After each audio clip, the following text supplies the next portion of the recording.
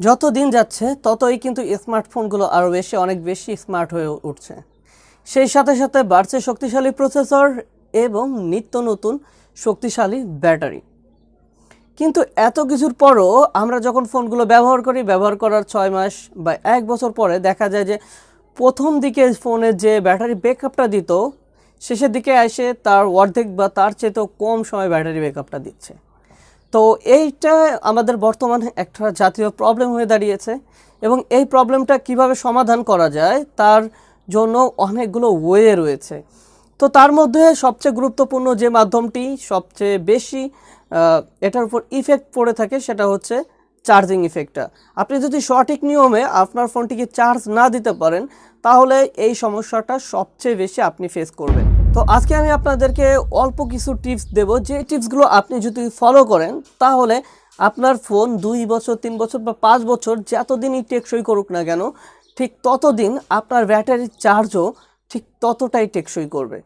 তো চলুন ভিউয়ার্স, টিপসগুলো দেখে নিই। তার আগে যারা এখন পর্যন্ত আমার চ্যানেলটি সাবস্ক্রাইব করেননি, প্লিজ সাবস্ক্রাইব মাই চ্যানেল।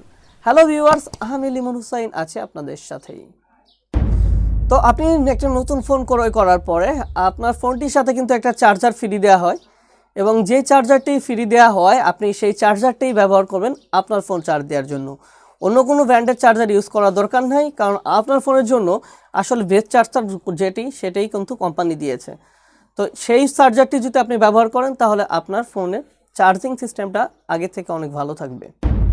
2 নম্বর যেটি রয়েছে সেটা হচ্ছে আমরা ফোন দ্রুত চার্জ দেওয়ার জন্য অনেক সময় অনেক ফাস্ট চার্জার ব্যবহার করে থাকি। অনেক সময় ফাস্ট চার্জার ব্যবহার করার কারণে একেবারে অনেক বেশি কারেন্ট আমাদের ফোনে প্রবেশ করে, যে কারণে আমাদের ফোনের আয়ুকাল ধীরে ধীরে কমে যায়। তো এর জন্য আপনারা যেটা করতে পারেন, ফাস্ট চার্জিং ব্যবহার না করে নর্মাল চার্জিংগুলোই ব্যবহার করুন। একটু বেশি সময় ধরে চার্জ নিলেও ভবিষ্যতে কিন্তু আপনার ফোনটি অনেক বেটার পারফরমেন্স করবে।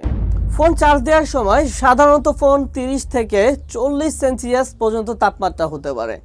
তো এটি ফলে আপনার ফোনে কিন্তু অনেক বেশি তাপ সৃষ্টি হচ্ছে। তো আপনি যখন এই ফোনটি চার্জ দিবেন তখন আপনার ফোনে যেসব প্রোটেক্টিভ রয়েছে, যে ব্যাক কভার রয়েছে, সেই ব্যাক কভারটি অবশ্যই খুলে রাখবেন।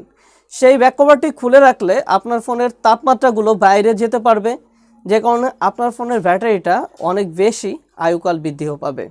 আমাদের অনেকের অভ্যাস রয়েছে সারা রাত ফোন চার্জে দেওয়া। অনেকেই এই কাজটি কিন্তু করে থাকে। সারা রাত যদি ফোন চার্জে দেন তাহলে দেখা যায় যে এক সময় ফুল চার্জ দেওয়ার পরেও কিন্তু আপনার ফোনটি চার্জে ধরানো থাকে, যে কারণে আপনার ফোনে কিন্তু তাপ অটোমেটিকলি উৎপাদন হতে থাকে, আর এটি কিন্তু আপনার ফোনের জন্য অনেক বেশি খারাপ হতে পারে। মনে রাখবেন, অতিরিক্ত কোনো কিছুই ভালো না। আমরা তো অনেকেই ব্যাটারি ভালো সাপোর্ট পাওয়ার জন্য প্লে স্টোর থেকে ব্যাটারি সেভ নামে বিভিন্ন ধরনের অ্যাপস ব্যবহার করে থাকি। এই কাজটি আপনারা কোনো সময় ভুলেও করবেন না, কারণ অতিরিক্ত এই অ্যাপসগুলো আপনার ফোনে আরও অতিরিক্ত চার্জ খরচ করে থাকে। তাছাড়া আপনার ব্যাটারি প্রোটেক্টের জন্য কোনো কাজই করে থাকে না। বর্তমান স্মার্টফোনগুলোতে কিন্তু ব্যাটারি সেভ নামে একটা অপশন রয়েছে।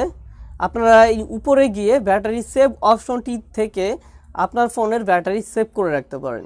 এই অপশনটি চালুর মাধ্যমে আপনার ফোনে বেস্ট একটা সাপোর্ট দিবে এবং আপনার ফোনের ব্যাটারি আগে থেকে অনেক বেশি পারফরমেন্স করবে।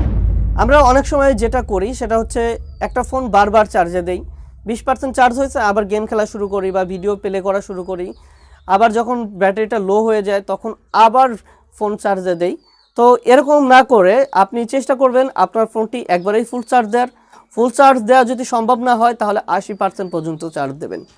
একবারে চার্জ দেবেন, এতে করে আপনার ফোনের ব্যাটারি আয়ুকাল বৃদ্ধি পাবে।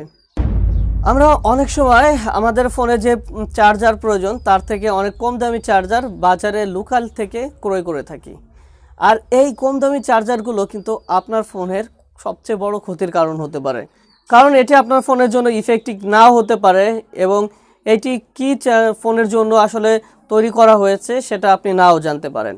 সেক্ষেত্রে দেখা যেতে পারে যে খারাপ চার্জারের জন্য অনেক বেশি কারেন্ট অ্যাডাপ্টার না হয়ে সরাসরি আপনার ফোনে চলে যেতে পারে, আর যেটা হতে পারে সেটা হচ্ছে আপনার ফোনটি অল্প সময়ের মধ্যে ব্যাটারি ফুলে যেতে পারে বা অল্প দিন ব্যবহার করার ফলে আপনার ফোনটি অনেক বড় ক্ষতিগ্রস্ত হতে পারে।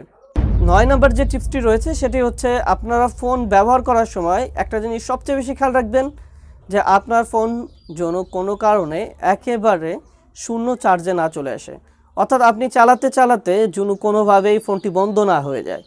তাহলে কি হবে যে আপনার ব্যাটারিতে একটা বড় ধরনের ইফেক্ট পড়বে, আর আপনি এই ফোনটি অনেক বেশি সময় ধরে কোনো সময় ব্যবহার করতে পারবেন না, কারণ এতে আপনার ফোনের ব্যাটারির আয়ুকাল অনেক বেশি কমে যাবে।